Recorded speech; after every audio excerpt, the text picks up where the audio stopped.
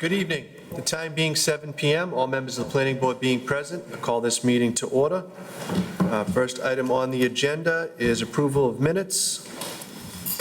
Thank you, Mr. Chairman. We got a few of these again here, so we'll go right in order.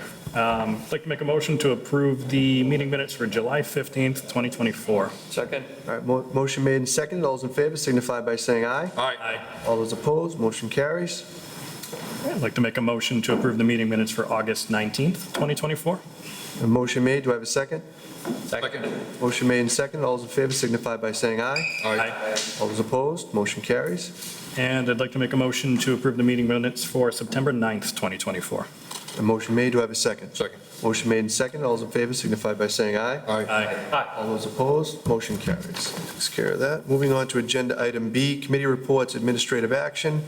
Do any of the members have any committee reports they wish to make at this time? I do have, Mr. Chairman. The CPC members met on last week, I think it was, to discuss the one item on the docket, and that was the Ella Fleming School. They're looking for $3.8 million to renovate that Ella Fleming School out of CPC money. So I'll leave it as it passed during the voting on of the members, and I have a number of issues that I brought up. Should we bring them up now, or you want to wait till it comes up on the agenda, on the articles? It wouldn't come up in the articles because we're only discussing zoning articles. Right. So the issue I had was spending $3.8 million for 3 rooms at the school. I understand it's a historic school, and I'd like to preserve whatever we could, so we'll be getting 3 rooms out of it. I thought it was a lot of money that we're spending personally. So I had recommended that we maybe look into, I know it's an article coming up in front of the town meeting, so I voted yes at the meeting with reservations that the fact that maybe we could get a better deal if we went through Shawshene Technical High School to do some of the renovations there. It's not really taxpayer money, but it is because it's coming through the CPC funds. But all the funding will also be coming through CPC money as we go forward from year to year to year. So, but it did pass, and it's a great school. It's a lot of history behind it. It's part of Tewksbury's history. So, so that passed at our meeting. So, and that was it. All right, any other reports? Seeing none, move on to agenda item B2, town planners report. Slaughter? Thank you, Mr. Chairman. Note for our next meeting schedule for October 7th, we have 2 family suite special permit requests, one for 81 Navalis Road and one for 60 Oxford Road. Next item is that the Historical Society shared the interviews, digital scrapbook, and other items that were shared at last week's event honoring those that were involved in the Tewksbury gas explosion, and they added those to their website, tewksburyhistoricalsociety.org, for those interested. Note here that hopefully it's still relevant by the end of the week. The final community market is scheduled for this Thursday, September 26th, from 4 to 7 p.m. at 288 Livingston Street. There's a lot of folks in the audience. If you all could just give your good no rain vibes, that would be really appreciated. And last item, the town is hosting a Halloween celebration on Sunday, October 20th from 1 to 4 p.m. And this is a free event that will be held out here on the town common in conjunction with the police department, fire department, Tewksbury Congregational Church, the library, and the senior center. There will be pumpkin decorating, face painting, a trunk or treat, food trucks, and all sorts of other exciting things. So you can find more information about that at tewksbury-ma.gov/Halloween. And that's all I have. Thank you. Very good. Any questions? I have a comment, Mr. Chairman, if I could. I just wanted to recognize Alex for all her hard work on getting that community market up and running week after week after week. I have nothing but good vibes from people that go to it, and I know some of the vendors down there, and they love it, and they say it's a pleasure working with you, Alex. So credit to you. Thank you. Very good. Thank you. Anyone else? All right, moving on to agenda item B3, 1023 East Street as-built acceptance and bond release. Mr. Chairman, there isn't anybody in attendance for that today. However, I put the request on the agenda because there are no discrepancies and no items to resolve. They had a fully compliant as-built, submitted to the DPW, CAD drawings and all. The last item that was hanging in the balance was getting that easement for the sidewalk submitted, and the Select Board accepted that last week, and it's been recorded, so they're all set. They have a $10,000 bond, and just looking for you folks to release it if you so choose. Okay, anybody got any comments? No comments. All right, so we'll accept the as-built and release the 10,000 K. So we have a motion? Yeah, I'll make a motion, Mr. Chairman, that we accept the as-built and release the bond of $10,000 to 1023 East Street. I have a motion made, do I have a second? Second. Motion made and second, all those in favor signify by saying aye. Aye. All those opposed, motion carries unanimous. That brings us to agenda item C, which is 170 Charles Drive, Family Suite Special Permit. Do I have a motion to waive the public reading? So moved. A motion made, do I have a second? Second. Motion made and second, all those in favor signify by saying aye. Aye. All those opposed, motion carries unanimous. All right, do we have anybody here for 170 Charles Drive? Once you guys get settled, just give your names for the record, and the floor is yours. Danielle Noseworthy. My name is Barbara Klitsky. I work for Innovative Home Solutions. I'm one of the project managers. All right, floor is yours, ladies. We want to build an in-law for her father. He's getting older, he's handicapped, wants to live at home, be near the family. We have submitted the plans and the plot plan and everything. All right, anything to add? That's about it. Start with Mr. Champa. First off, let me just thank you for the quality of the submission. All the info we need to see is there. Looks like a good design. It integrates well with the site. Looks like it'll provide a comfortable space for your father. So I have no issues with the design, and that's all I have for tonight. All right, Mr. Lozani. Thank you, Mr. Chairman. Just, what's the overall square footage? So the total added area is 972, but the family suite area is 486. Okay. Great. I think that's my only question. All right, Mr. Duffy. Thank you, Mr. Chairman. Yeah, so what is the family suite? Only one of those two finished floors there? The bottom floor, yeah, it'll be like a studio. I see, okay. All right, so, yeah, even with the two of them together, it still was under the Under. threshold anyway, so I was just curious about that, because I didn't see a set of stairs or anything yet. Yeah. So, no, I'm good with the plan. All right, Mr. Fratelli. Thank you, Mr. Chairman. So it's going to be a quarter studio, correct? It's a So no, studio. there's no bedroom per se, it's going to all be open space? Except for the bathroom, yep, all Yeah. open, and then the bathroom in the back with the doorway. And Okay. I think there's a closet in there too. Okay, so you're putting it on the left side of the building, looking at the house, correct? Yep, the left side of the building, starting with an entryway close to the front, but on the side, then the kitchen area, like a kitchenette, and then open space, and then the bathroom in the back. Okay, good. I walk by the house regularly, it's my walking route, so I know it all set. When I see it on the agenda, I'm like, oh, I go by it all the time, I have to You look it probably see out. my dad out there too every day watching, Yeah. waiting. The black pickup trucks truck, outside. that's so- But, so just one more question. Do you have sewer at the house now? Yeah, we're hooked up to the sewer. Hooked up to sewer, great. You know, and I commend you for what you're doing for your dad. It's a great thing and keeping the family together. So with that, I'm all set, Mr. Chairman. Okay. All right, the chair is all set as well. Anyone in the audience with any questions, comments, or concerns on this? Seeing none, bring it back to the board. What is the pleasure of the board? I'll make a motion, Mr. Chairman, to close the public hearing. A motion made, do I have a second? Motion made and second, all those in favor signify by saying aye. Aye. All those opposed? As to the family suite special permit itself.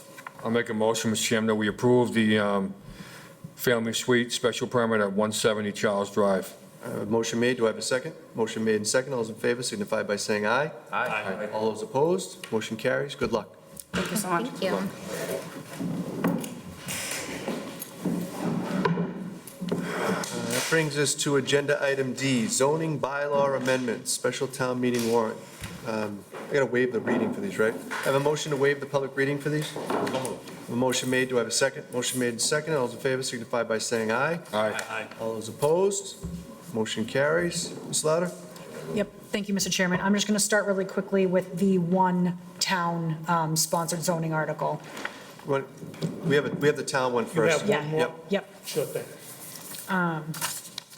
In your packets, it's for Article 14, map changes to the SBDA plume area and buffer zone. So I also included a summary in there for you. So the Sutton Brook Disposal Area Superfund site is a closed landfill, formerly known as Rockos Landfill, Tewksbury Town Dump, however you choose to name it, located on approximately 100 acres off of South Street. As part of a legal settlement to permanently close the site, a collection of companies, including the town of Tewksbury, voluntarily agreed to clean it up and cap the landfill in 2014 and then again in 2015, consistent with remedies identified by the US EPA and Mass DEP.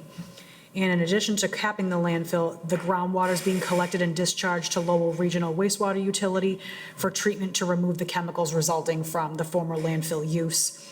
Until the groundwater remedy is complete, the EPA and the DEP have restricted groundwater use within that area.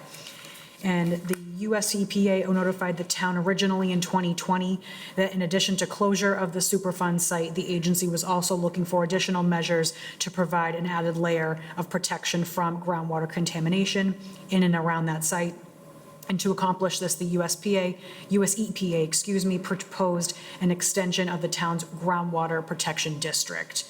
In the fall of '21, special town meeting approved that groundwater protection overlay district to include the plume area and the buffer zone around it. The mapping of these areas is tied to the underground features of the groundwater monitoring and extraction wells, in addition to what's known as a piezometer location throughout the groundwater contamination until the area is fully mitigated. These shifts will require zoning map revisions from time to time as the groundwater conditions improve. The inward movement of the dashed lines to the solid lines in Article 14 shows a contraction of the district. So effectively, we have this groundwater protection district in place, and because it is monitoring a living mechanism in the monitoring of the groundwater, as it improves, hopefully that district will continue to shrink, and this is just the first iteration we've had of it shrinking. And the EPA has asked us to update our zoning maps to be consistent with their groundwater monitoring maps. All right, we'll start with Mr. Duffy. I have really no comment on it right now, Mr. Chairman, thank Mr. you. Fratelli?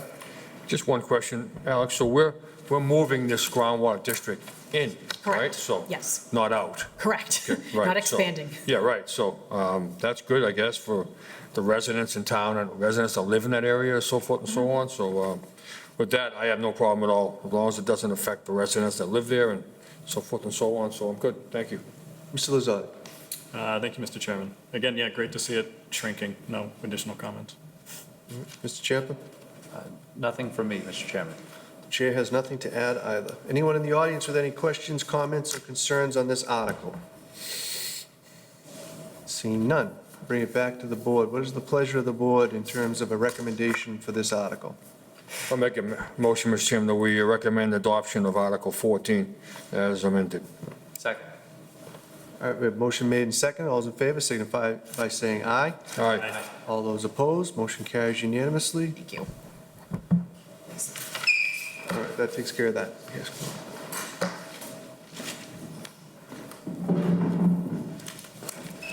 All right, gentlemen, if you just give your names for the record, then the floor will be yours. Robert Scarano, 1147 Main Street, for the petitioner Nancy Anderson. I represent Nancy Anderson as the petitioner.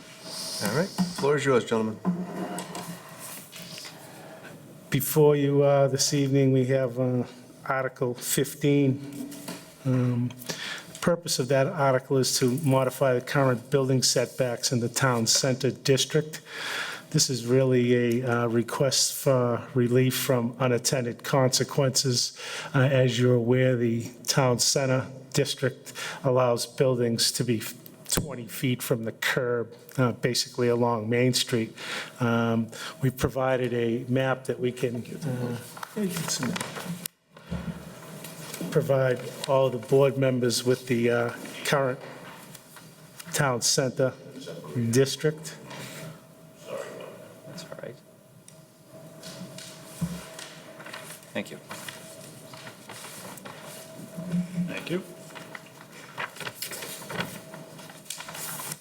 Thank you.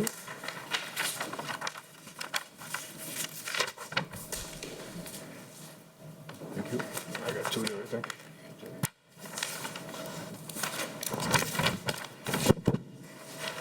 Thank you. As you're aware, if I may continue, Section 533 requires a maximum building setback of 20 feet measured from the curb. This, in actuality, is great for Main Street and the Town Center District in keeping with the vision. But as we look at the district in the town center, it doesn't include all those large lots that are on Main Street. Obviously, the intent was to move the buildings up front, put the parking in the rear. But as we get to the minor streets behind Main Street, that becomes problematic from a standpoint of pushing all of the buildings 20 feet to the curb. So any improvements required in that district under the bylaw pushes the building towards the curb. We felt that that was a problem from a standpoint of safety, especially with the schools, the Ryan and the Center Elementary Schools, and site view. What it does, it crouches and impinges on the site view on all of those side streets. So what we can consider basically a minor project on those side streets would force everybody looking or contemplating improvements, moving it towards the curb, rather than having something that the planning board can look at and actually deal with on an individual case-by-case basis. So the modification itself relates to the actual chart that is in Article 15. I don't know if you have a copy of the proposed articles, but we're proposing to change the minimum maximums on the front setback that was originally set for 20 feet. It would now be 10 feet and NA.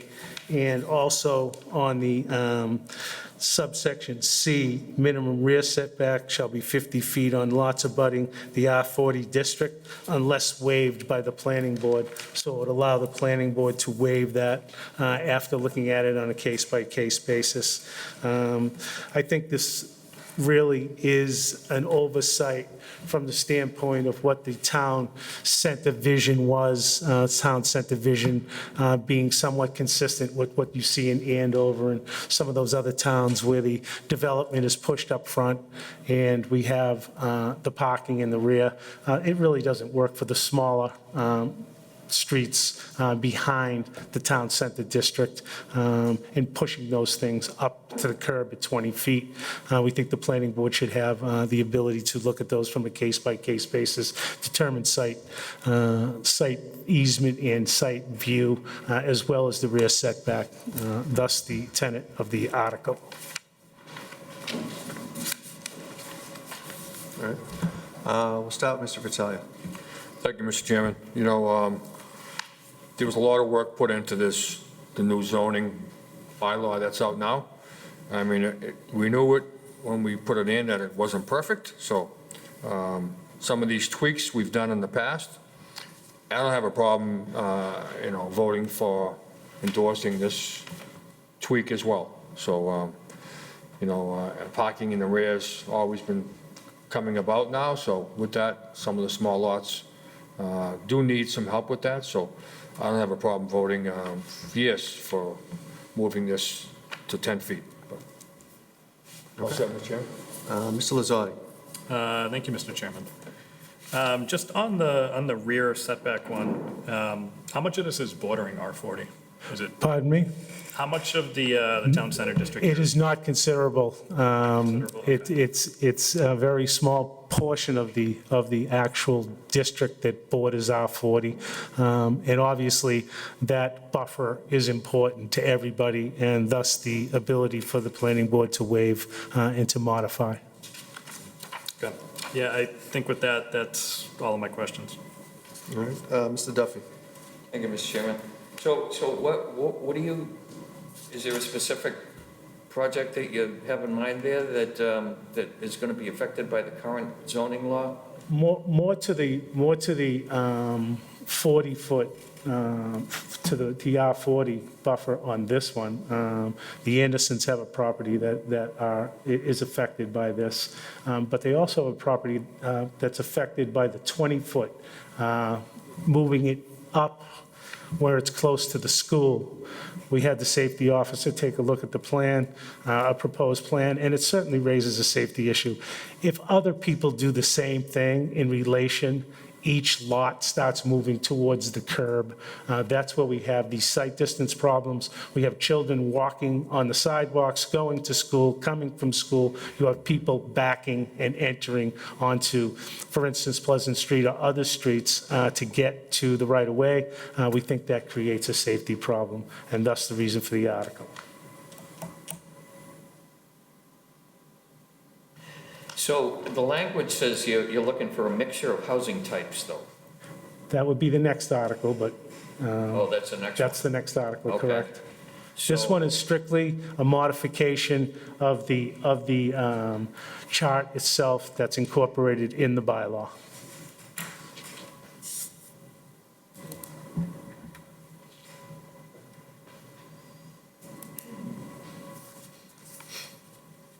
So basically, you're asked, I mean, doesn't the planning board already have, correct me if I'm wrong, Mr. Chairman, but don't we already have the authority to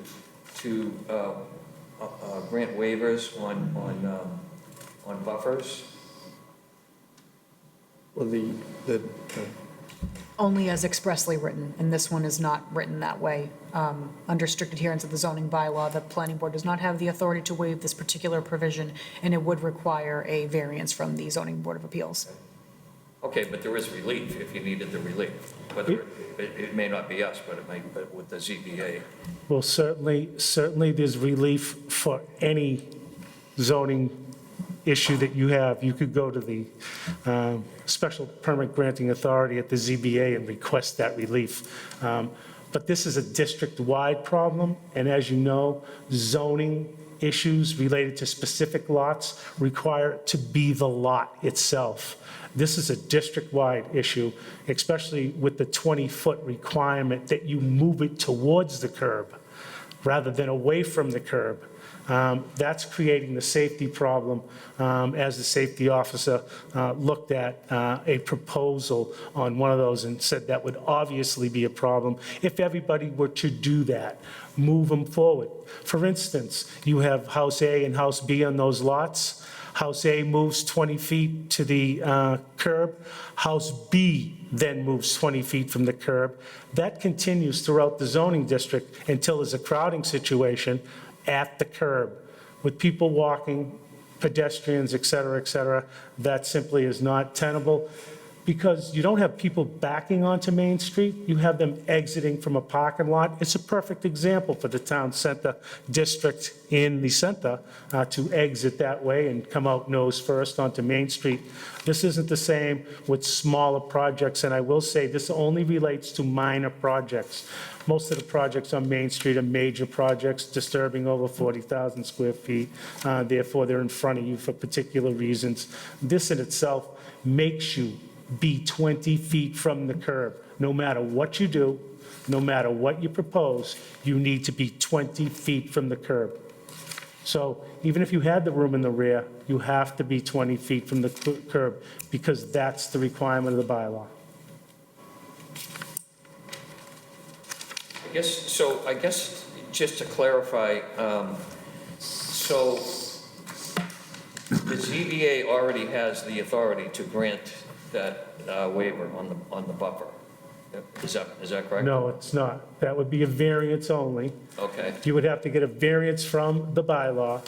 A variance requires special circumstances owing to that one lot, different from the entire zoning district. That's why variances aren't really applicable or warranted in these types of situations.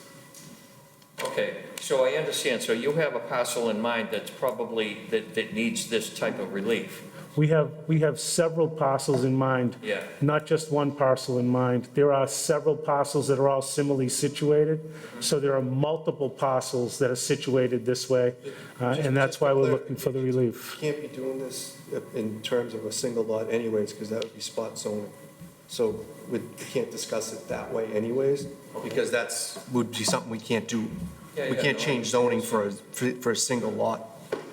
And this is really incongruent from the major projects in the town center district that have larger lots. And I think when the committee was looking at these things, it was a perfect solution to a problem to be able to just put the parking out in the rear. That simply can't be done on small lots. That's the problem. It's incongruous.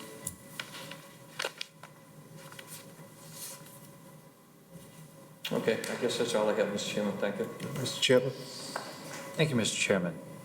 I think I'm on a similar wavelength as Mr. Duffy, that we have vehicles in process or in the process to get relief from things as needed.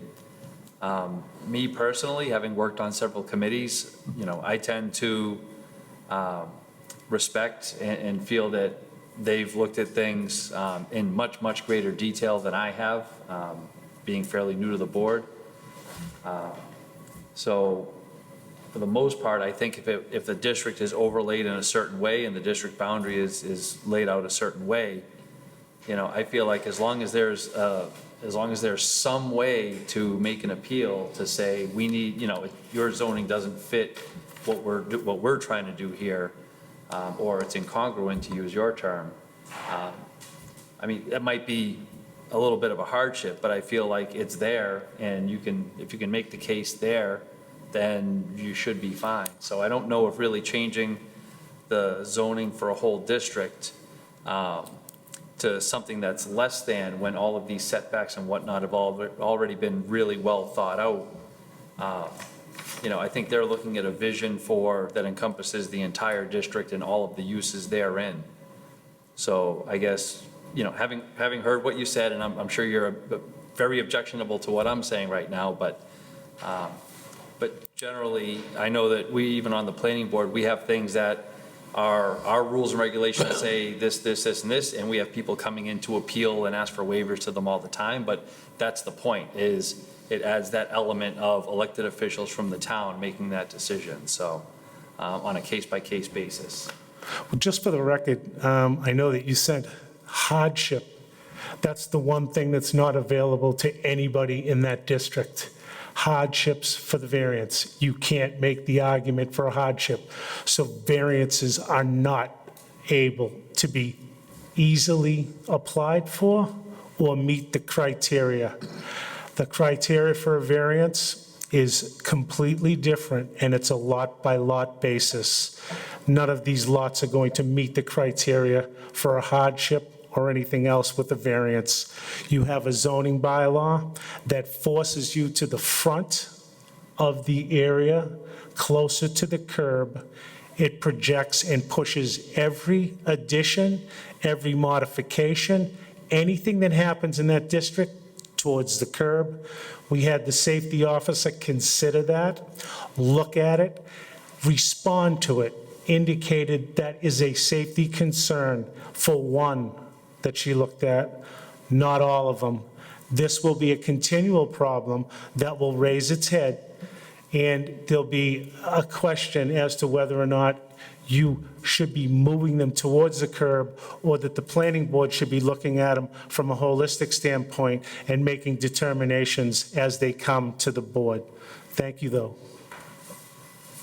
The only other thing I wanted to say is, if we make a change here, this change would affect a whole series of lots where the setbacks work really well and are very much needed. So would we be shifting things in one direction and then creating another problem with the other districts? And then, next thing you know, they're coming back asking for a change. So, I mean, we could be seesawing on this every 5 years if we keep changing it back and forth. So again, my my personal opinion is, I think that, you know, they were voted in and set with a particular intention, and my inclination is to respect the work that they did and their intentions. Thank you. Thank you. Mr. Chairman. Okay, thank you. Slava, did you have something before I go? So, just for clarification, because before we don't get caught up, but the zoning board of appeals works under a different set of rules than we do for when they have to make decisions, and the hardship thing is, that's a thing, for them to make their decisions, plus generally, even if you try to grant a hardship, it's appealable because you can almost never prove that you really had a hardship. So it's an odd way to go about trying to correct a problem, if a problem exists, because it also only works lot by lot by lot. Every single lot has to come in to do the same thing, or you have a problem, because then you're doing it one at a time. So the question for me would be, is this an issue? Because if it's an issue, we should fix it, because this is something we deal with, not pawn it off on the zoning board of appeals to try to correct something that might be an issue on a one-off basis as people have to keep coming in. So to me, it's really just a matter of whether or not this is an issue or an oversight when we did this, that we should create a way for it to be dealt with. And I mean, the argument that's being made, I can understand, because, you know, when you envision the town center, I'm really, most of the time, thinking about what's literally on 38 and not something that comes off of it. So I could see where this could have, this good idea for 38 and things being built in the actual town center, how that could affect side lots in a way that maybe was unintentional, even though the idea was good and correct, more for 38, and it's bleeding a little bit off of 38. And I'm generally in favor of, you know, when, you know, we have the option of reviewing it and then deciding, as opposed to things just happening. So, you know, this going from no to planning board, you know, in the, you know, who makes the decision, it doesn't mean you can just do anything. So then, to your point, if you see where this might affect, so you made the comment that there are some areas here where it butts up against the 40B.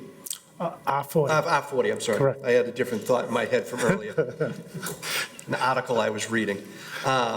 You know, so in those cases, you know, that would be an opportunity for us to look at it and say, bring that in, we want to see it, see how it affects, so we don't make that mistake of potentially causing a domino problem to the next zone over.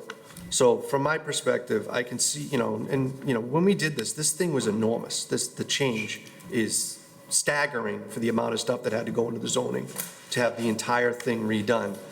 You know, to think that we don't have some cleanup work or possible cleanup work would be hubris, I think, on any of our parts, to think that there can't be anything. We're doing it right now. We have another one. You know, we've done them in the last couple of town meetings where we're trying to just, you know, tweak things here and there to make it make sense. So I don't have an issue with this one myself. I can see the meaning behind it, plus the safeguards that you still have in place to deal with it, you know, if it comes up. So with that, I'll open it up to the audience. Anyone in the audience with any questions, comments, or concerns on this article? Seeing none, I'll bring it back to the board. What is the pleasure of the board? I'll make a motion, Mr. Chairman, that we adopt, what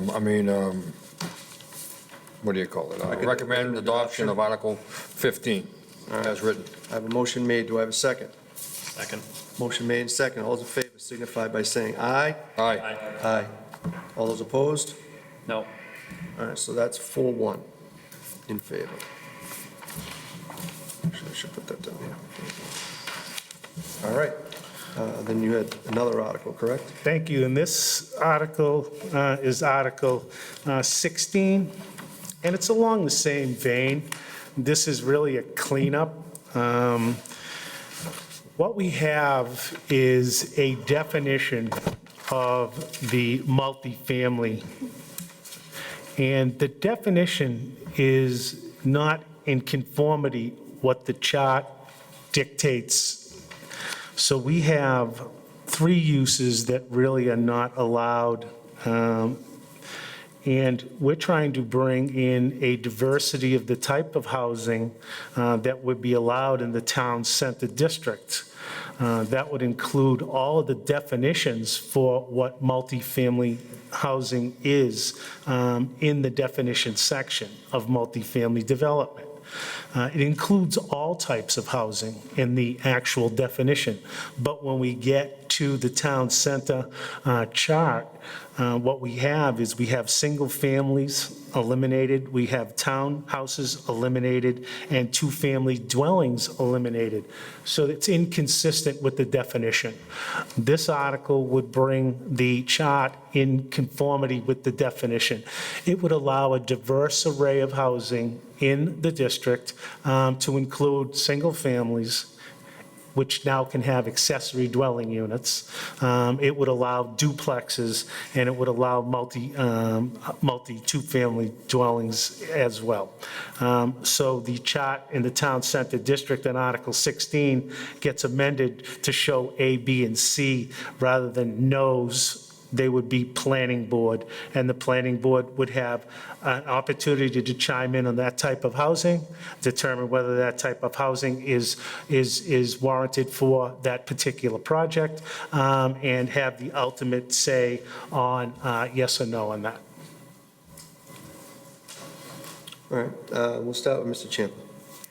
Thank you, Mr. Chairman. I think if it's something that increases the amount of housing and affordability in the town, that's definitely a positive. Can you just give me the rationale behind incorporating single-family dwelling? I mean, townhome, I get that one. Two-family dwelling, I get that one. I mean, townhome, so when I see townhouse, and forgive me if I'm mischaracterizing, but I think of something similar to what I saw at Colonial Place, where you have, almost like row housing there.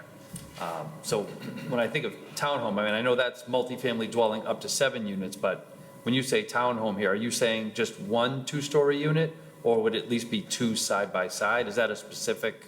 I think when you look at the definitional section, it tells you what the type of housing it is, and really what drives that design is density. So when you see townhouses coming in, it's because someone has the area of an acre and they want to do 7 units. So you have that maximum build-out scenario for that type of lot and that type of housing. But as it relates to these other single families and duplexes, they're being excluded from the district. The definition says you can have them, but the chart says you can't. That's the problem with this section of the bylaw. Again, it's a tweak. If we're trying to create the diversity and the amount of housing, eliminating types of the housing would not be the way to do it.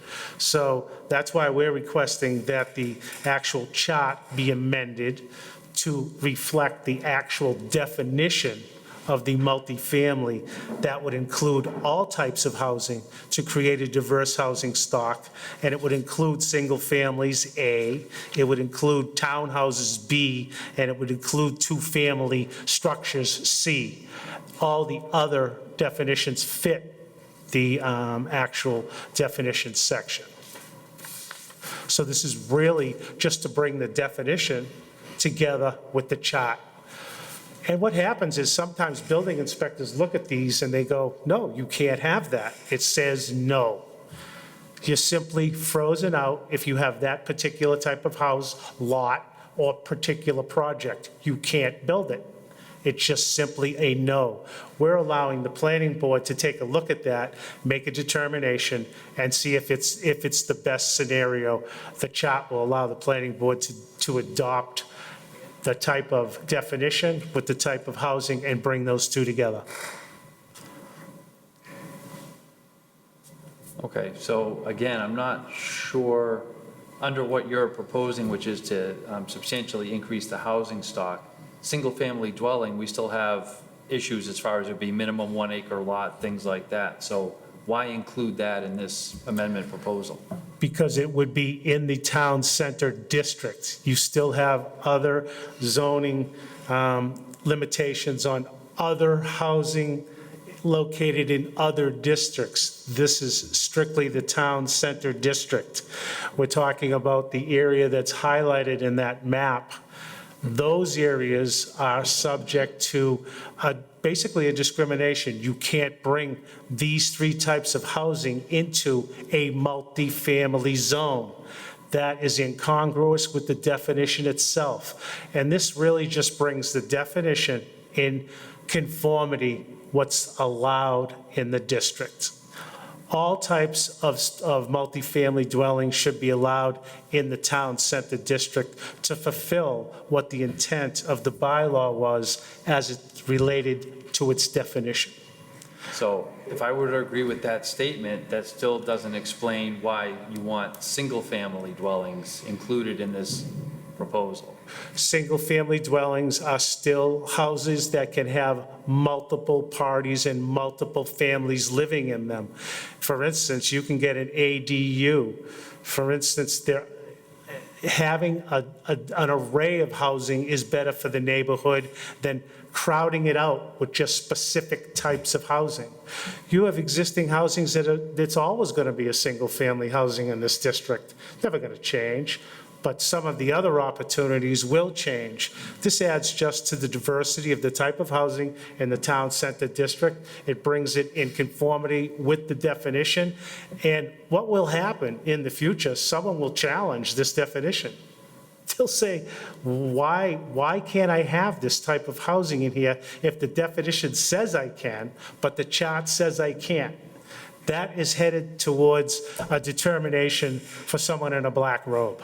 And that's not necessary because we have the ability to tweak this and bring that in conformity with the definition. And that's what this is, bringing the definition in conformity with the chart. Okay, so I guess my final comment would be, you've got me 2/3 of the way there. If you were willing to amend your proposed amendment to just stick with B and C, townhome and two-family, I'd be 100% in favor. Adding single-family, I mean, I know what a lot of current single-family houses look like, and I don't see those necessarily as, they are potentially, yes, within the full extent of the definition, potentially multifamily, but my experience in the past 20 years of Tewksbury tells me that that's not what would get built if we were to extend the relief to single-family dwellings. That's all I have, Mr. Chairman. Yeah. Mr. Fratelli. Thank you, Mr. Chairman. Like I said earlier, I mean, little tweaks here and there is, I'm sure we'll be dealing with tweaks in the zoning bylaw for years to come. We've done some of it, like Mr. Johnson said, it's a grueling process. It took us like 6 or 7 years to get done, I believe. And so I don't have a problem changing this, providing the planning board does have the ability to see it as well. So with that said, I'm all set with this. Mr. Duff? Thanks, Mr. Chairman.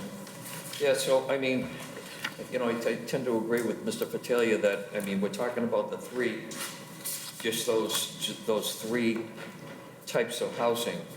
But I don't disagree with Mr. Champa either, as far as the singles, because what this technically does is it opens the door for nothing but singles. And that doesn't particularly help any kind of a housing, providing a housing. So what do you think about that? I think you're right. I look at this from a legal standpoint, and I know you're looking at it from a practical standpoint. And practicality is exactly as you say. The choice in housing is going to be that person's personal choice. But I'm looking at it from a standpoint of the legal perspective. The legal perspective is that we have a bylaw that the definition simply doesn't match the chart. That's a challengeable situation. And rather than going through the expense of a challenge in the land court or superior court, I think this is an easy tweak. I think The upside is that you have a diverse array of housing, and where the lot allows an increase in the housing density, someone's going to take advantage of that. Where someone is stayed and likes to live in a single-family home in the town center district, they're going to be able to do that. I think it's a fairly good balance. I don't think it's going to swing one way or the other. I certainly can equate with your concerns and your concerns. I just don't think it's that onerous. How, if you were to amend the article to eliminate single-family housing, what kind of a process are you talking to try to get some kind of an agreement so that it could be amended again later, maybe? If it turned out that the language is clearly allows for single-family dwellings, you know, because I really don't feel comfortable making that kind of a determination right now. You know, I don't know if it's something that I think I can clarify, but like, whatever amendment, if there's an amendment or an article that changes this, whatever comes out of that is what will go into the zoning Right. bylaw for now. Right. Using this as an example, so theoretically, if it were to be B and C, but not A, if what Mr. Scriano is describing were to happen, if there was a court decision, that would simply overrule what we're doing and determine that what we have here is inconsistent and tell us that, you know, single families would be allowed. But that would come down out of a court decision if it wasn't addressed here, if that were to happen. It can always come back. You could also do a warrant article next time and change A. Like, I mean, it can always happen, you know what I mean? Like, you could have a warrant article that undoes this the next time if you wanted to. You know, even if you did make a change. But that, none of that would preclude you from being able to do something in the future, nor would it prevent a court making a decision that we'd simply have to comply with if they found that there was some deficiency. Right, or some translation, basically, of the description of housing to include single families. Like, where is that? Where is that? I wouldn't mind seeing something like that. You're saying that it's, in your opinion, it's pretty clear that single families should be included in that. My feeling is that single family should be included so that the definition section matches up with the chart. It's a particular problem that has to be dealt with. When the planning board gets a hold of a proposal, they're going to be able to sit with the applicant and deal with the applicant on a one-on-one basis. You'll be able to see the entire big picture in the zone, what's around it, what's already developed, what's available for development. If you have larger lots, you know that more than likely, they might go from a single family to a duplex or a triplex. This is just a natural thing that will happen with housing, especially with the demand for housing, the town's support for housing, the state's support for housing. I mean, they just modified 40A to eliminate merger of lots to create housing. You see it going in that direction. This is just simply being consistent with the application of the definition to the type of housing. And I will go along with Mr. Fatalia's comment and the chairman's comment. It can be changed next year by another warrant article. If something were to look really specious on single families, if there was some sort of driving force to do that, the bylaw could be amended again with another warrant article, and the planning board could actually promote that article. Thank you. Yep. Mr. Lazardi? Thank you, Mr. Chairman.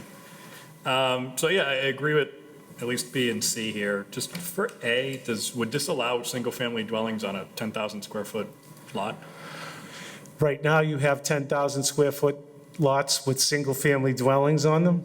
You could replace that dwelling without utilizing this bylaw. It could always remain a 10,000 square foot lot with a pre-existing single-family dwelling on it. I just as an attorney and developer, don't think that that always happens. I think the next person is looking to, especially at the cost of the land, is looking to increase the ability to create housing, especially with the promotion of housing by the state and local communities. So yes, you could put another single-family house on a 10,000 square foot lot. Would it be economical? I don't believe so.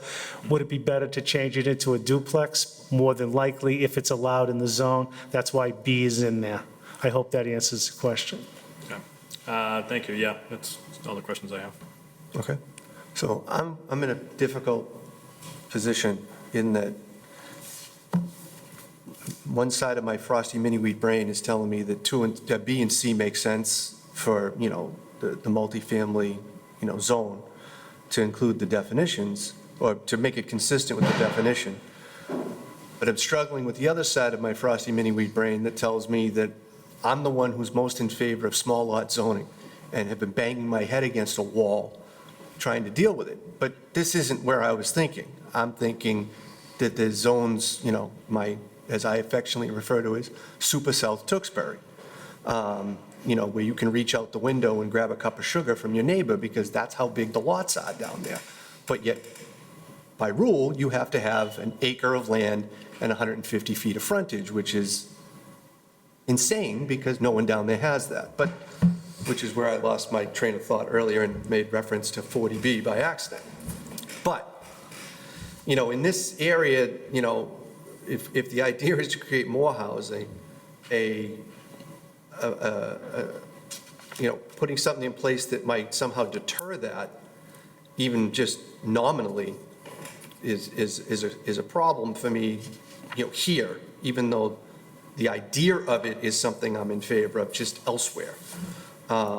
Plus, the thing we haven't talked about is if there's a problem with the definitions, we could also fix the definition, in which case it would then be consistent with the chart and not the other way around. So if we want to make sure that we're being clear so that down the road there isn't a fight, a court fight, then maybe we should consider just tweaking the language in the definition to be clearer, to eliminate the possibility that these other types of housing would be included in what we meant, but then the chart wasn't consistent. So, if we're okay with B and C and not A, then maybe we do need to tweak that language a little to somehow make them more consistent if they're not. I don't know, if you.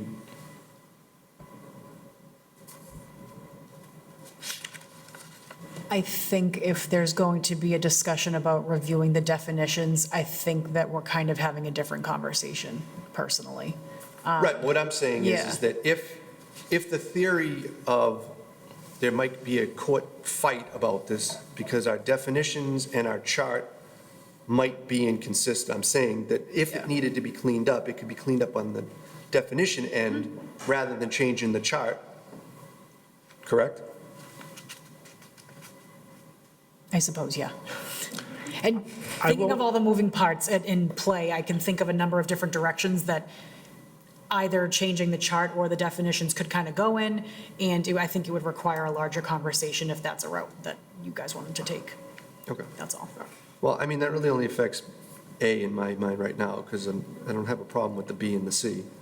And it goes back to my other point, which is if you're making it for us to deal with, then, there's a safeguard in place that it doesn't just happen, it's not just yes, it has to come here to be discussed, in which case, if for some reason we don't like what comes in, not we, whoever happens to be here when it does, that decision can be made. It's not, you're not married to it because it says yes, and nobody ever has to come in here to discuss it.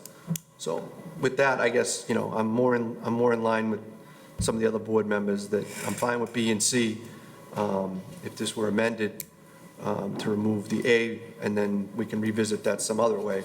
But I'm not inclined to be in favor with A, B, and C as of now. And if somebody wants to go fight it in court and spend the money, that's up to them, and we'll live by whatever decision they want to go pay to get found out if we're wrong and they're right. So I just have one more comment. I wasn't completely just promoting an increase in housing in the zoning district. I was promoting a diversity of housing opportunities, which includes single families in the town center district. So it's not just to push these expansive types of housing, it was to make equal the diverse nature of housing in the town center district, because you're not going to see everybody want to change their single family into a multifamily. They're going to want to live in single-family houses like they have been, on smaller lots. This is a very defined district. The opportunities is not ever-ending. The opportunity is what you see in red. So I just wanted to be clear that we weren't pushing advancement of all multifamily housing. We were hoping to have a diverse stock of housing in this district. But thank you for letting me explain that. Okay. So with that, anyone in the audience with any questions, comments, or concerns on this one? Seeing none, bring it back to the board. So, Mr. Chairman, we cannot change this anyway, whether we wanted to or not, because you've already submitted as an article as is. That's You can true. go to town meeting and make an amendment to it, I believe. It can be amended on the town The floor. town meeting is going to decide one way or the other on this. That's correct. Not us. We can endorse it, and that's it, but I mean, so.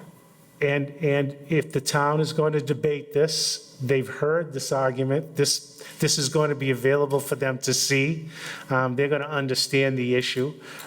If they are of the same opinion, this could be amended on the town floor to eliminate A, incorporate B and C as part of the definition. That may be a resolution. As I say, the only thing is that some people live in single-family houses in that district. Sure. They're going to be happy in single-family houses in that district. They may not be happy with increasing, but it'll be debated. There'll be a fair debate over it, and there'll be an amendment process. I would say that changing the tenor of the article completely is sometimes frowned upon by the Attorney General, but in this case, where the single family already exists, I see that as less possible. I do like the idea of the planning board having oversight for all three of these changes, which is nice, because other ones we have not had the ability to do anything with them. But, That's the intent of the article. yeah, well, with that being said, like I said, I like the idea of the planning board being the oversight as well for, like other permits we have come in, that we can review and make changes to, or whatever, so. But. It almost gives the board a site plan purview, which really was the intent of this, was to look at the diversity and the diverse nature of the housing and have the planning board chime in on that. All right, anybody else? Just one final comment from me, which is, anything that says yes and planning board, I feel like, based on the past 2 years of experience, that, our first and foremost thought should be to work with the applicant to find a way to say yes. If this is changed from no to planning board, right, our default position is yes, and it would have to be something fairly egregious that would not be overturned in land court or something like that for us to say no. If it's no, then it's no, and we don't have to come up with objections without a doubt, we have seen things that, strike us immediately as, I think this is a bad idea, but we've worked with the applicants and, we've voted on some things, or let me just say, I voted on some things that, while I didn't like the project personally, but it fit all the criteria and, and I didn't have any other objections to it that I felt could stand up to an appeal. So I like having the no here on the single family, because that puts the power right down there on paper. Anything that we don't like, if 5 people up here all agree at some point that single-family housing shouldn't be in there, and they vote no on every single-family house application, they can all just get appealed over and over, and it could get remanded or anything like that. So my inclination is on the single-family, line A. I like having the no there. If I understand that if at town meeting they approve it, then at least, yes, I like having that fallback position of it still has to come before the planning board. And we can look out for the neighbors and handle not zoning, but site conditions and things like that. So, but I wanted to point out that there is a big difference, I think, in how that process goes before us, if it's a no versus planning board approval. Anybody else? So just an example, Mr. Chairman, if somebody has a 25,000 square foot lot with a single-family house on it, all right, that just means that he cannot expand the foundation size on that lot, correct? So they would be grandfathered in for To what that they have. particular, But what they couldn't do, and what I was just going to comment on, is if they were to have a 25,000 square foot lot, if that house is situated right, you could split that lot into two and have two houses built on two 10,000 and change, 12,005 lots, if the house is situated right. So that's what this would cause. You'd have the ability to split what currently looks like one lot with one single-family home on it, and suddenly have two single-family homes, which may economically make sense to do if you could split a lot, yes.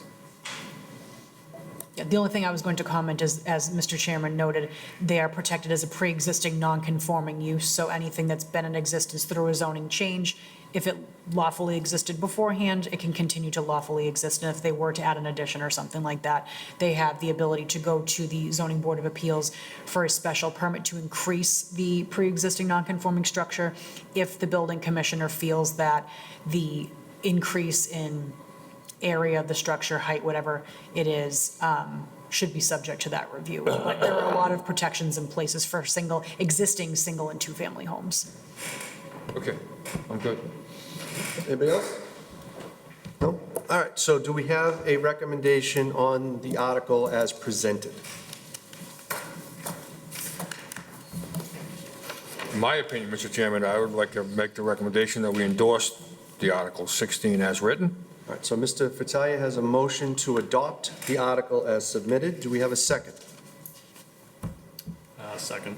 All right, I have a motion made and seconded. All those in favor signify by saying aye. Aye. All those opposed? No. No. So 2 to 3 to not recommend adoption. All right, so, I don't know, do we do it the other way around? Or do we have to make that I mean, that recommendation? really, that's just a matter of phrasing. Because this is their first time presenting the article, it doesn't require the endorsement or the recommended adoption from the planning board. You guys just had to have the hearing. So those recommendations will be forwarded to town meeting. So what is our recommendation? It's, So if it failed Not to for adoption. achieve adoption, that would be recommend against adoption. all right, so I'm just going to ask, because it's still open, I'm going to ask, are there any other motions that anybody wishes to make on this article? Mr. Chairman, I mean, I would support an article that eliminated single-family dwellings. All right, so I don't know if we can do it like a hypothetical. So, yeah, I mean, if they had suggested doing so, then maybe, but If I may, Mr. Chairman, so if the petitioners chose to draft an amendment, then the board could convene before town meeting right, to but we make a can't do recommendation. that now because it Right, doesn't not right exist. now, That's what I'm saying, I exactly. can't do it as a hypothetical, but I see what you're saying. Yeah. You know, potentially if it had been discussed that way, then, you know, we could have maybe said, should that happen, we make X recommendation, but that didn't, so. We have to vote on the article as written. Okay, so are there any other motions on the article? So, did gentlemen, I would only query whether or not the board can't be polled as to whether or not, right now, Sure. the board could be polled whether or not it would support an article that redacted A from this. Yeah. The only thing we're required to do is to forward the recommendations based on what was presented, that's all. I'm not going to do a polling for that because we closed it. We tried to discuss amending it with A, and that didn't go anywhere, so it wasn't an option put to the board. So I'm not going to do any polling on that. Had it been discussed to remove it as a potential thing to happen, then yes, but not in the abstract now. I agree that you've made your determination, and we respect it, and obviously, Hold on, though, we're not done, because I just want to make sure. Are there any other motions on this article? Well said, Mr. Chairman. I'd like to make a motion, Mr. Chairman, that we redact article. No, we can't do We that. can't We modify can't, it. because the article has to be voted on as written. Maybe I'm not being clear. I just want to make sure nobody wants to make a motion to recommend indefinite postponement. I was just making sure no one had that recommendation. If no one does, then we're done. I just wanted to leave it, so in case that was the case, because it went 2-3 the other way, I just wanted to be clear, so we had that opportunity. All right, so with that, then we are done with the articles. Can you just tell me who voted no again? Did you vote no, Steve? I did. Okay. thank you for All your right. consideration, Good luck. and that was a spirited discussion, and again, we'll see everybody at town meeting, For and our maybe even audience, maybe before, we thank you. can mention that if you want to make an amendment at town meeting, you have to bring that in writing.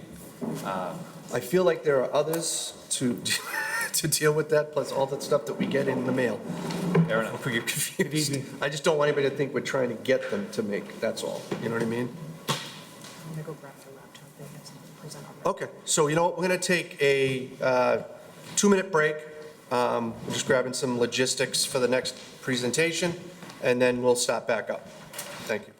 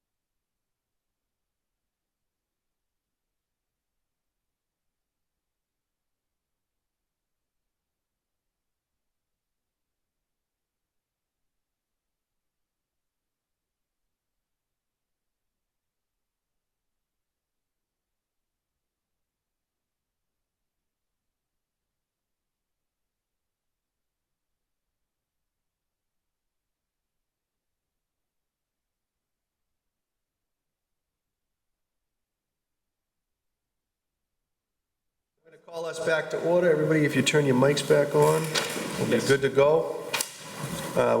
This is agenda item E, 611 Main Street. This is continued from our last meeting. Bring everybody up. Once everybody gets settled, if you give your names for the record, the floor will be yours.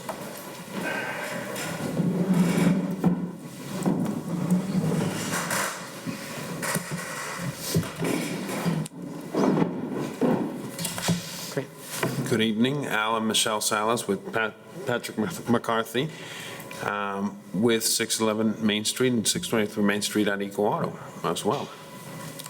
Thank you. Good evening, Mr. Chairman, members of the board. Thanks for having us back again. As you mentioned, we were here 2 weeks ago, and we've had a busy couple weeks. Need you to state your name. Patrick McCarty, McCarty Engineering, on behalf of the applicant. So we've had a busy couple weeks. We are here on the 9th. On the 13th, we issued a response to comments letter and corresponding plan revisions that addressed the comments that we had received from the Engineering Corps and from the town. Big thank you to the Engineering Corps and to Ms. Lauder for really turning it around super quick. Both her comments and TEC gave us back a comment letter on the 19th with only a few suggestions of proposed conditions of approval in their letter, and then Ms. Lauder gave us back a letter on the 20th, and again on the 20th, kind of summarizing. So before you this evening is a revised plan. We listened to town comments, town engineer comments, the board comments, and the abutter comments that we received at the last meeting. And we have a revised plan before you this evening. Building stayed in the same location, parking stayed in the same location. I think the biggest single change to this plan is there is no longer a driveway proposed out to Rogers Street. Added into the plan set is the fire truck turning movement plan that shows that an aerial fire truck, which is the largest apparatus, can come in the existing driveway off 38, take a right into the parking lot, loop all the way around, and get back out. So therefore, we don't need the Rogers Street entrance as was previously proposed, which allows us to extend that greenscape all the way along the frontage of Rogers Street. And then in addition, we've added some screening to the extent that we could, listening to the abutters. As we did say at the last meeting, there is a sewer line buried there, so we are limited to some extent on what we can plant, but we did add some evergreen plantings along the rear property line that are larger as there's a greater distance. So these darker green are the larger ones. The lighter green are still evergreens, but they're more columnar because the sewer line's kind of going at an angle there on the property line. Then we have a section where we're proposing to put a stockade fence, and then again, evergreens at the corner. So we've kind of boxed in that back corner of the site. We've added sidewalks from the handicap parking spaces to the relocated front door of the building. If you recall, the previous plan had it out to the main driveway. We've moved it to the side. That change is also in the updated architecturals that were presented. And then really the remainder of the changes were some drainage comments and dotting our i's, crossing our t comments back and forth with TEC, which again, they were awesome to turn around the letter that quickly. We greatly appreciate it. As I think we mentioned at the last meeting, we are kind of under a closing timeline crunch on the project with the seller. So we were super grateful that everybody has been so cooperative in turning those around. So really the last, I won't go through the pages of comments, though the letter to the board from Ms. Lauder dated the 20th summarizes the kind of outstanding items.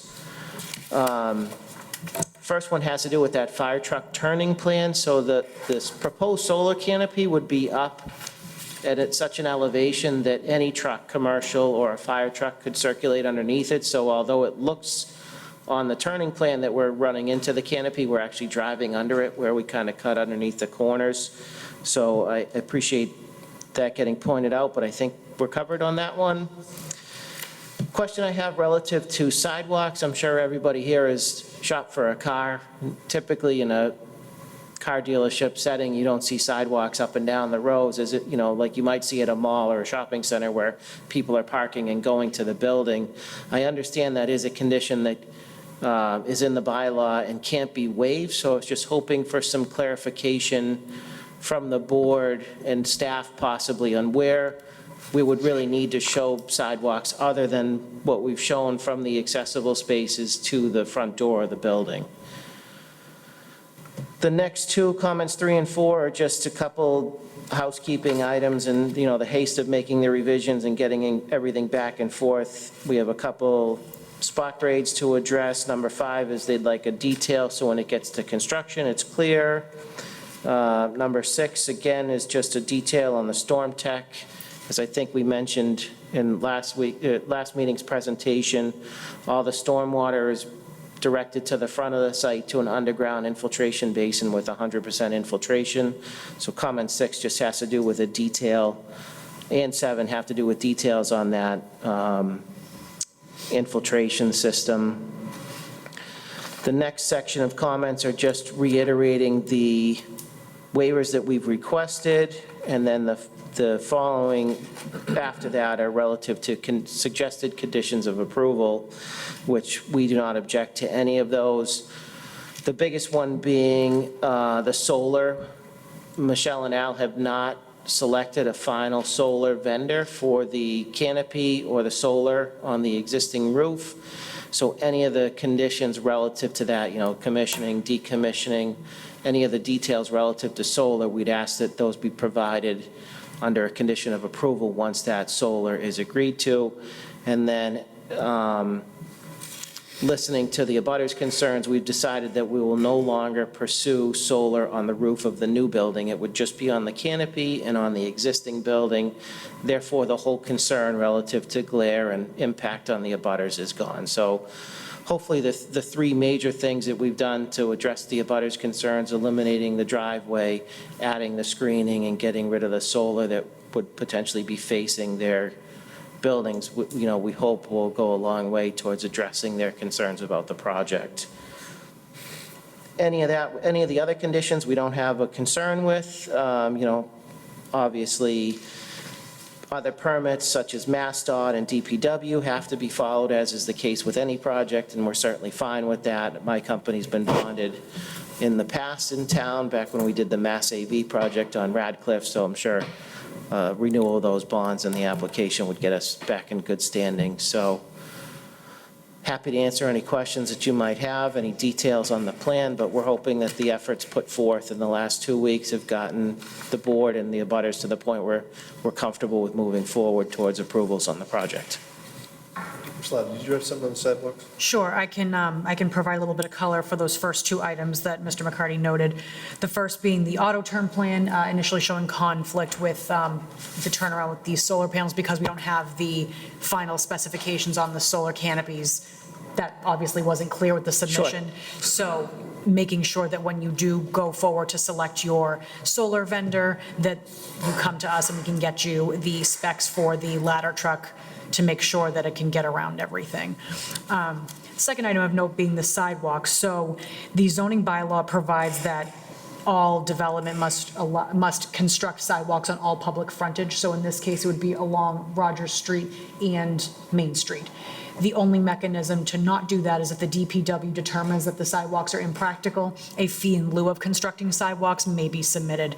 You folks did not encounter this on your first go-around with the planning board because your existing site has sidewalks in front of it. So that, whoopsie daisy, that wasn't an issue. So that is something that if you do not want to construct the sidewalks, you may submit a request to the DPW, and it is at their sole discretion as to whether those sidewalks are constructed. I will say, though, when they are generating their fee in lieu of calculation, it is with prevailing wage and mass procurement laws in mind, because the idea is you are then submitting money for the town to construct sidewalks elsewhere where it is more practical, and 9 times out of 10, it is more expensive for a public entity because of all those procurement laws to construct the sidewalks than it is for the private entity to construct them on their own. So that's just some information I wanted to provide, because this board does not have the ability to make that waiver. That would be only for the DPW to do. Okay. Thank you for that clarification, if I may, Mr. Chairman. I think my question more, so I understand Route 38 in Rogers. I drove Rogers again this evening just to get another view of, the impact, the abutters view and the project.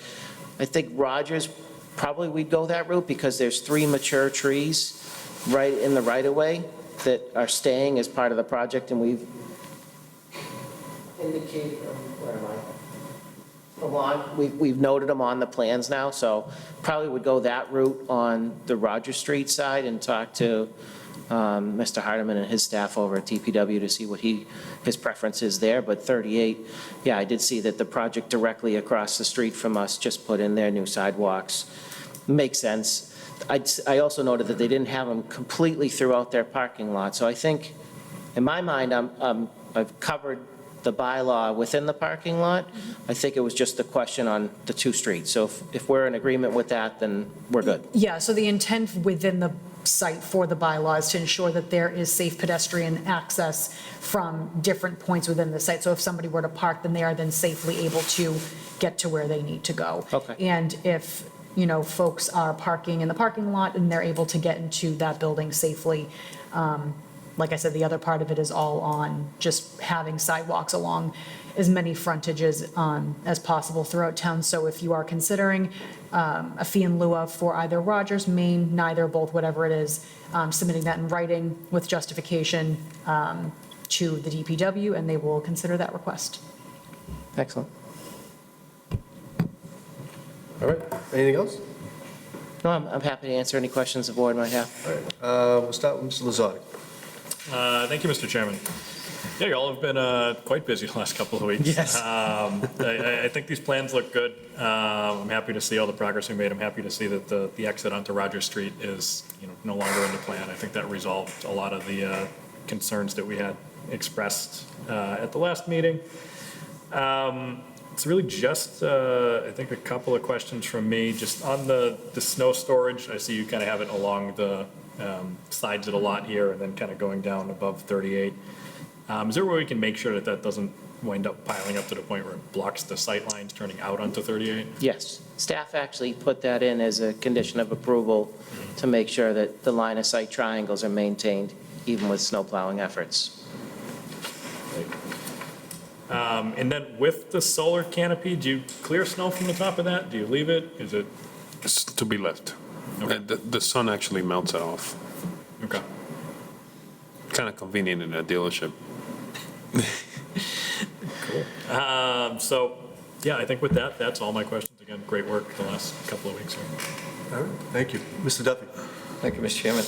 Yeah, I'm not sure that the reflectivity of the solar panels was a major issue at the last meeting. Is that why you kind of changed the profile of the accessory building? And I kind of like the initial one, to be honest with you, with the parapet wall and the panels kind of hidden down behind the wall. Yeah, it was something that we had to weigh out cost versus doing it, and also when that was one of the comments that came out of our previous meeting as far as making sure that it wasn't a concern to the abutters. So we wanted to, we looked at the plan and revised it accordingly, and for the actual benefit versus what it will bring on the energy side, we decided that it would be Okay.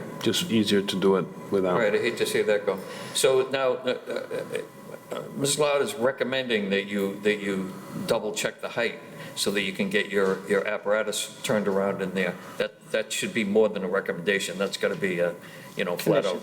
Yep. We need to know how. Oh, absolutely. You need to know what the clearance is going to be. Yes, 100%, yes. So, Yes. Add that to the conditions. no sense of putting it up and then having it torn down. Yeah,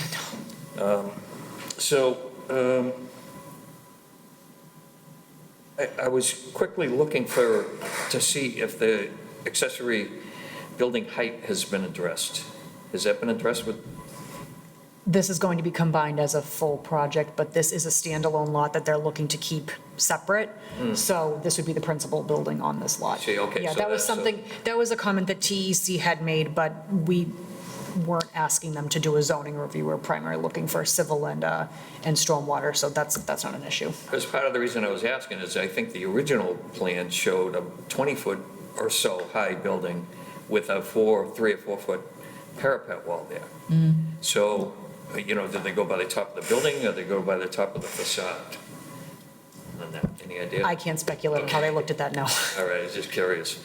I don't know the answer to that. Okay, so, no, I mean, it's your building, you build it, you know, as long as it's, you know, makes your, keeps your neighbors happy, yeah. I'm okay with the waiver on, you already have bike racks in the main building, right? What was it? Bike racks? Bike racks? No, we do not have bike racks. Okay, so are you Bike looking racks for a for- waiver on bike For like racks? bicycles, you're saying? Yeah, Yeah, for bicycle. parking, For yeah, parking. parking, for bicycle parking. I think that was grandfathered in with our previous building because it was a reno. But yeah, we're looking for a waiver on that, on the new one. So you don't want to have any bike racks on the property? Preferably no. Yeah, but bikes and new cars, not, sorry? bikes and selling cars aren't necessarily the best combination. Yeah. Yeah. Yeah, no, I don't think that's really the idea of the bike rack kind of requirement is, yeah, it's such a simple thing, and it encourages anybody who wants to ride a bike to work. Yeah, You know? I think the concern, no, I'm not saying that, maybe that didn't come across the way I meant it. We're just concerned with people's bikes, you know, riding your bike and then trying to look in the window of the car, and now you're rubbing the bike on the car. I think it was more concern for the damage to the vehicles than it was promoting the, you know, the, Yeah, I think it's Healthy more for transportation. your employees, though. That's generally, I think, what a bike rack requirement is meant for, not for people wandering down Main Street on their bicycle that are gonna say, hey, there's a bike rack, I'm Yeah. gonna ride through there. it's certainly not a deal breaker either way. If the Yeah. board feels strongly that they'd like to see a bike rack, we'll withdraw that waiver request. Personally, I would, and I'm Sure. sure my That, we're not, colleague, we're Mr. not Campbell, gonna will probably agree hang our hat when he on a gets the bike rack. chance. We do want to encourage, we do want to promote vehicles. I know, no, I get it. No, but it's a good point. We want to promote clean energy vehicles. For sure. Basically. For sure. So, you know, a bike is also kind of in that world. For sure. So, that's all I have, Mr. Chairman, thank you. All right, Mr. Champa? Thank you, Mr. Chairman. So, when you were here 2 weeks ago, the overall building height, pavement to parapet, was 25 feet. Now it's 28. What's the reason for the increase in height? Thought we're going, my understanding it was supposed to be the other way. Or is there a typo on one of these elevations? I'm looking at drawing It's 24.6 on the low end. and it's proposed building elevation, detail number 1 or elevation number 1. So the front of the building is 28 feet. The rear is still 24.6. Yeah, there's a slight angle to the building.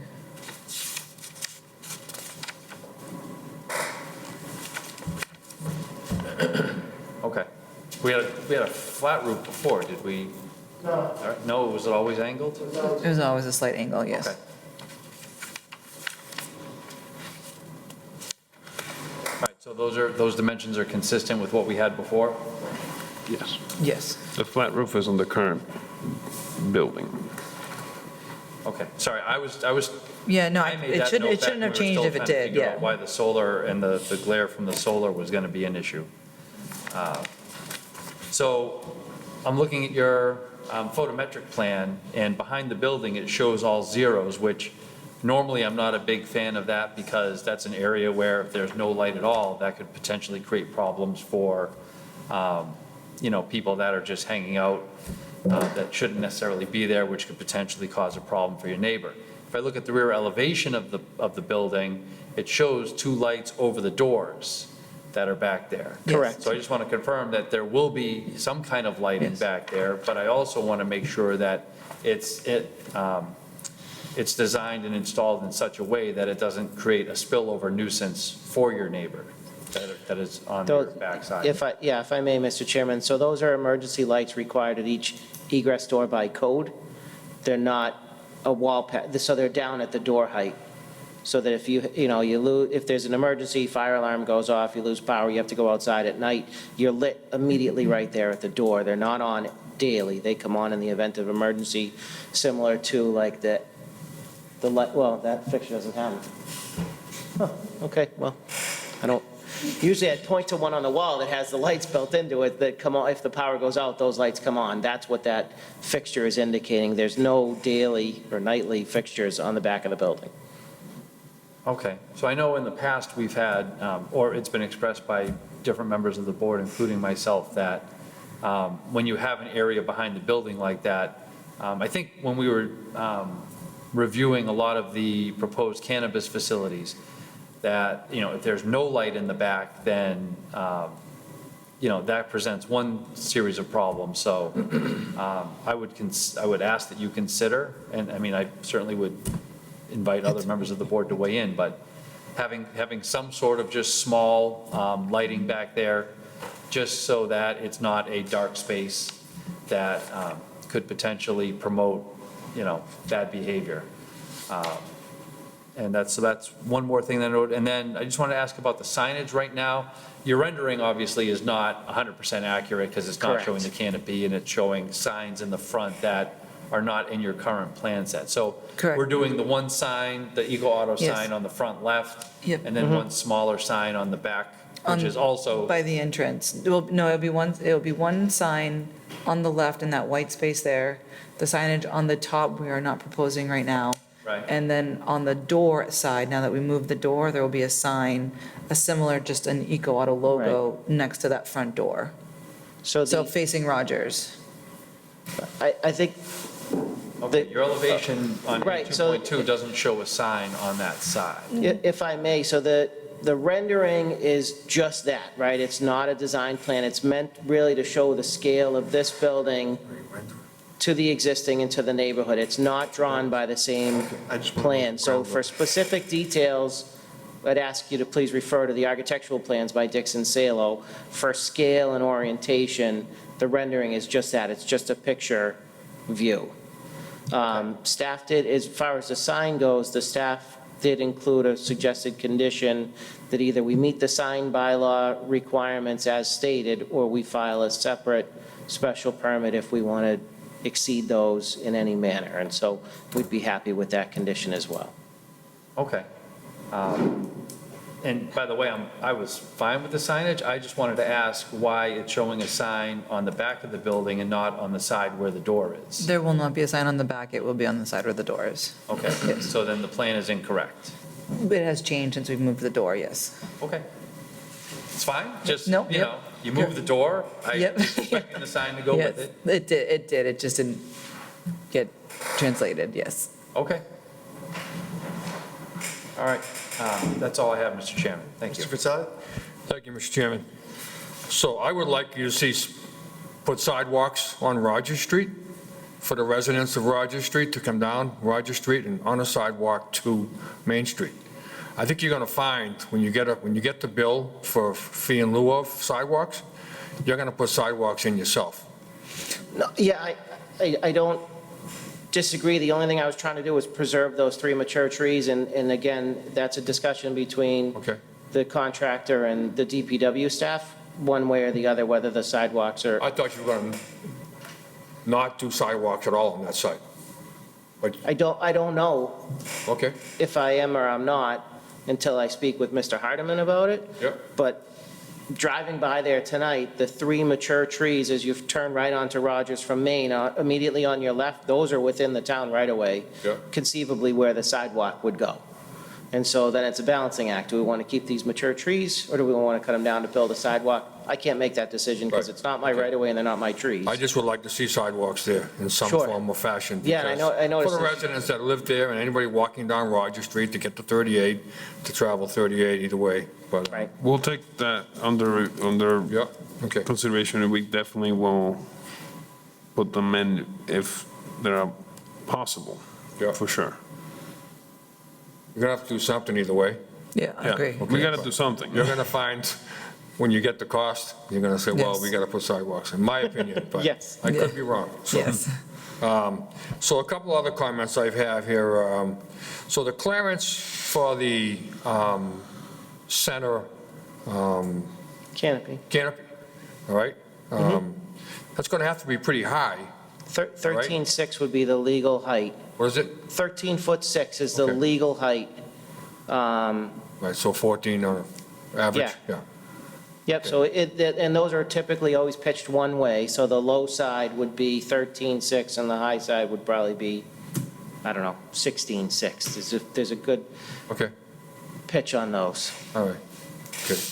Because it's not much difference than the height of the building, really. It's only, 10 And, feet difference, so I mean, it's not just the fire truck, but like your 26-foot box trucks that might be delivering parts, they're probably 11 feet. yeah, Any trucks, like a front-end loader plowing the parking lot is probably 10.6, so you're going to want it up anyways. absolutely, yeah. We certainly don't want it low that it's going to get hit. Right, okay. Couple other comments. I'm very happy about the fact that you're taking out the Rogers Street exit from your property. That's huge in my eye, keeping less traffic on Rogers Street from your Main Street address is good for the residents, and I think you'd have a hard time getting in and out of there myself. So that's a good thing. So I'm reading in the notes that you're not using the back building for motor vehicle repairs, right? Or exterior washing in the back building, is that correct? In the back of the building or back The building? back building, the new one you're putting up. That we're not washing cars in That's there? what, Yeah, Outside, we're not washing them Yeah, we're not out. washing them outside, but Outside. inside of the building, we will be washing them. yeah, How about repairs inside? Yes, Yeah. inside. inside. I thought I read that somewhere that you were not doing that, but, okay. So I was going to ask you, if you're not doing repairs or washing, what are you doing in the Yes, no, building? that's exactly what we're doing in there. I was yes. going to say, that's kind of the purpose of this. Yeah, well, that's what I figured, but, Yeah. so, okay.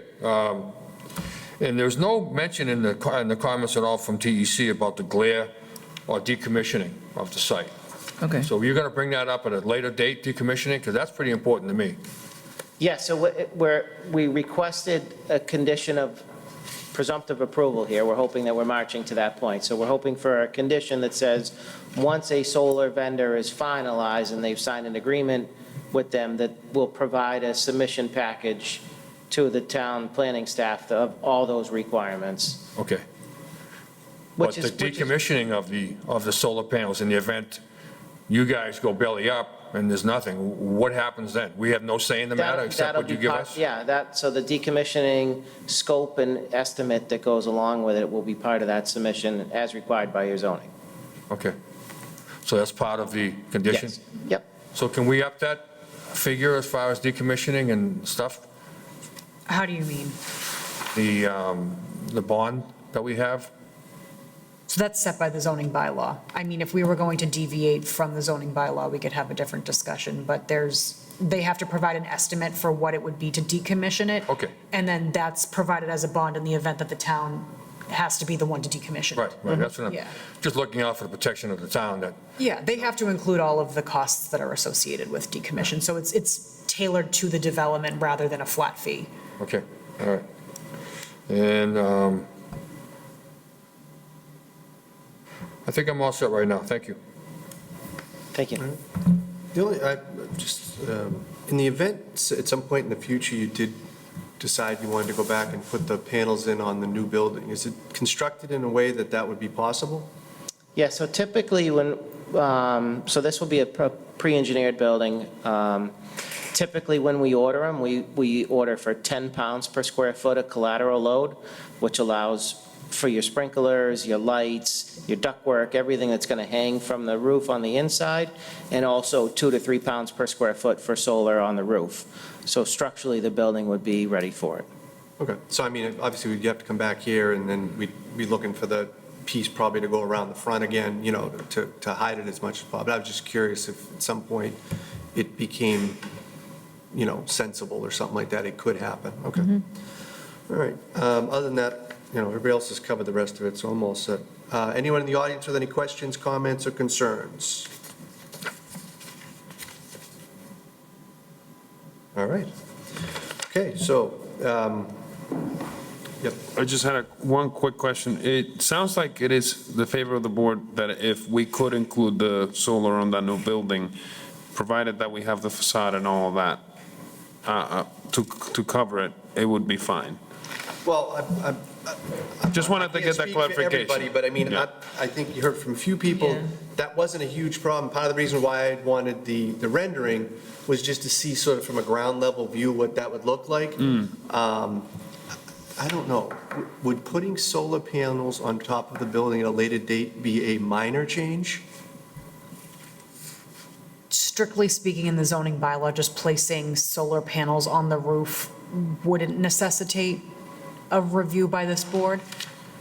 We can certainly make it a condition that you construct it with solar capability for the roof, and if you do want to revisit that at a later date, then we can bring that to the board and see if there's anything else that needs to be looked at from that perspective. I mean, to me, it'd be more of a matter of aesthetics. Yeah. Like, we want to see, how's it going to look? Yeah. Because that's what we were looking at right now. So if you still had it, that's what we'd be doing right now, is making sure that we thought it looked all right, how it affected the neighbors. So Makes sense. I would treat it the same way.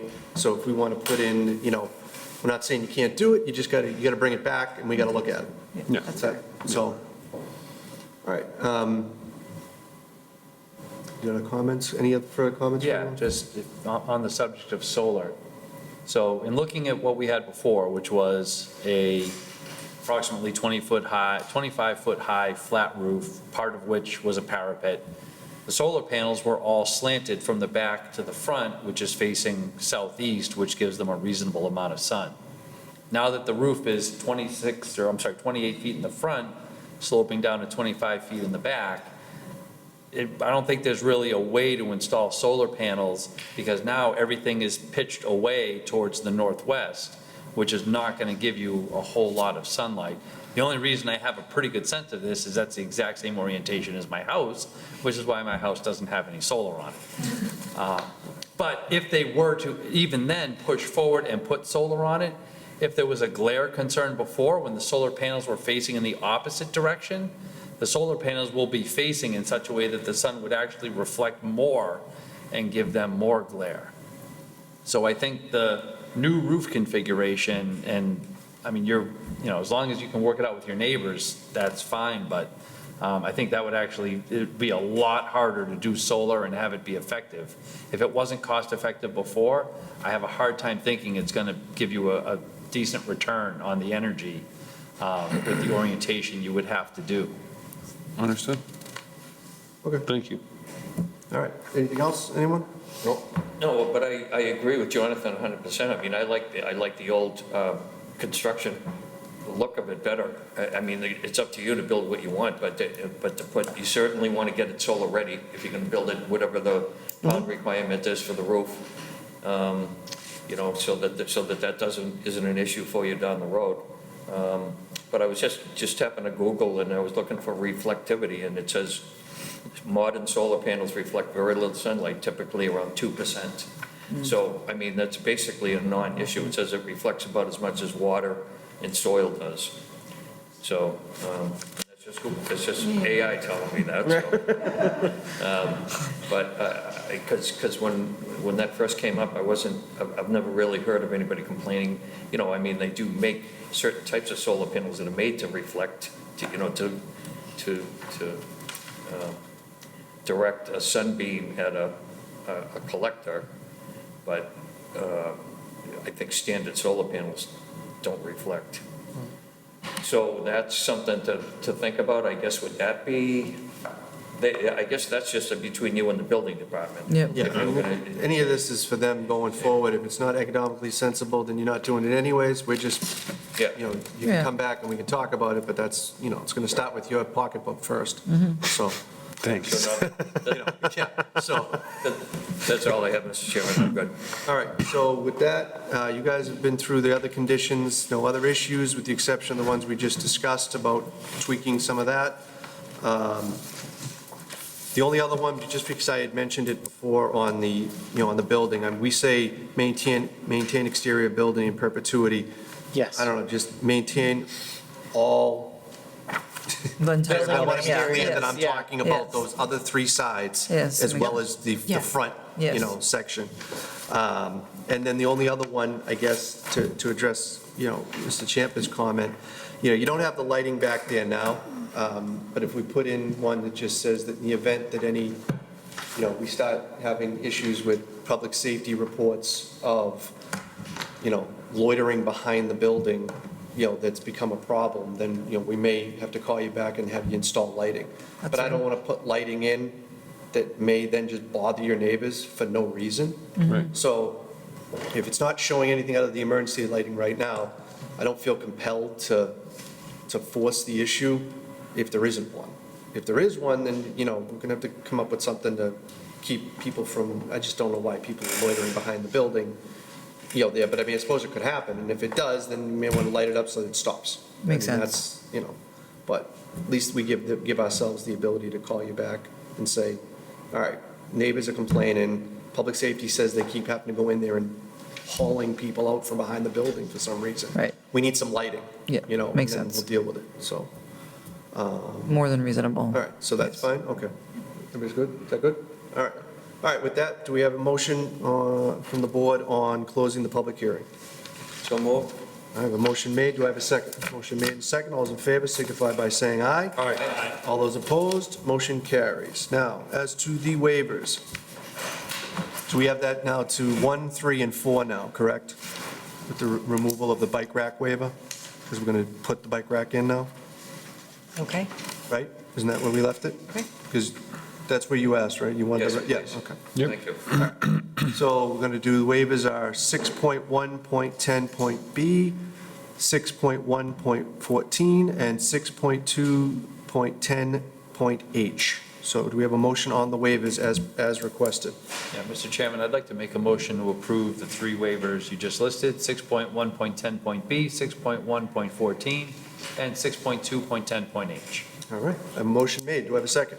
Motion made and second. All those in favor signify by saying aye. Aye. All those opposed, motion carries unanimously. As to the site plan review, let's see, site plan review and use special permit, solar special permit. Do we have a motion? I'll make a motion that we approve the site special permit for solar. All right, so we'll do all those together, and they'll incorporate all of the conditions as presented in our sheet this evening, and as well as the ones that are fixed this evening or added this evening. Yep, and just to clarify, that'll be resolution of the comments 1 through 7 in the first part of the memo, incorporation of conditions 1 through 18 in the third part of the memo, and then the addition of number 19, solar canopy height to accommodate fire truck turnaround, and we'll cross that bridge when we get there. Number 20, constructing the solar-capable roof and submit to the board for review if applicable. And I also wanted to add there that when applications come in to the building commissioner, he and I work very closely together. So if he feels that there's a question of discretion, I can bring it back to the board. And then number 21, if public safety reports or other issues arise with the lack of lighting in the building, then we'll bring you folks back here to try to find a resolution. All right, we good with that? So that's your motion? Yes. All right, so we have that motion. Do we have a second? Motion made and second. All those in favor signify by saying aye. Aye. All those opposed, motion carries. Now, as to the land disturbance permit, do we have a motion? Motion to approve the land disturbance permit. All right, motion made and second. All those in favor signify by saying aye. Aye. All those opposed, motion carries. Good luck. Thank you. Thank you all very much. When are you Thank you. starting construction? As soon as we can. As soon as we can, in the next couple months. Thank you. That brings us to correspondence. We have one piece of correspondence in here. It's a community outreach meeting notice for October 7th, 2024 at 5:30, which is Route 133 Cannabis LLC holding the community outreach meeting regarding adult use marijuana retail at 1625 Andover Street. That's it. No other correspondence. That brings us to other business not known at the time of the posting of this agenda. Does anybody have any such? All right, seeing none, that brings us to a motion for adjournment. So moved. Motion to adjourn. We have a motion made and second. All those in favor signify by saying aye. Aye. All those opposed, motion carries. Good evening, we'll see you next time.